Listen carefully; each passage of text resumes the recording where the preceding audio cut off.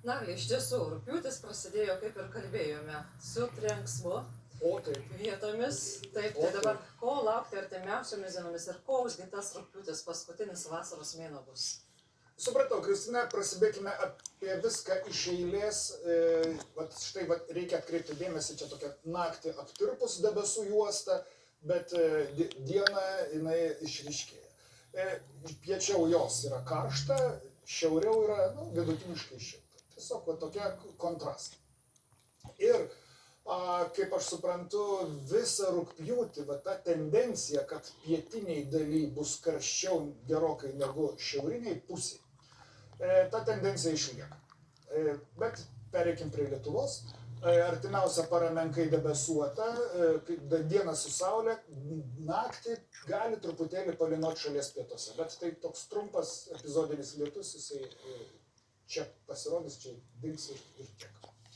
O diena bus tokia jau ganėtinai šilta. Štai vidutinė temperatūra 11-13, pietuose 16-18 laipsnių, diena 24-26, pietuose iki 29. Jeigu mes kalbam apie tai, kad pietuose yra karščiau, tai štai to karšto oro alsavimas gali pasiekti ir pietinius rajonus.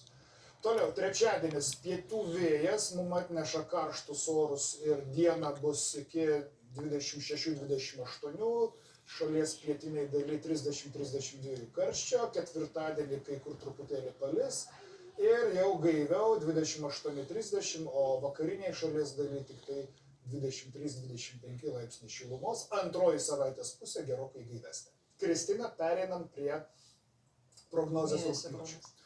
Yra europinis toks vidutinės trukmės prognozių centras, prognozuoja savaitėmis. Tai visos rugpjūčio savaitės bus truputėlį šiltesnės už normą, o lietaus bus kai kada mažiau, kai kada daugiau, ten įvairiai.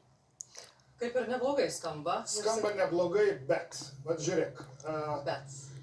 Penktadienis, ar ne? Didžioji Lietuvos daly karšta, baisiai kaitra, tvanki, baisi. Šalia tos dienos buvo jau tokios vidutiniškai šiltos. Sudedam viską į krūvą, gauname kažką tai aukščiau, temperatūrą aukščiau normos. Tai greičiausiai taip ir bus. Pietinėje Europos daly esantis karštis kaitra, laiks nuo laiko tai pakils tokia banga, mūsų link ir vėl nuslūgs. O greičiausiai taip turės. Žodžiu, netikėtumų dar bus. Ačiū tau, Nali, kaip visada už žinias. Ačiū ir jums, kad buvote kartu.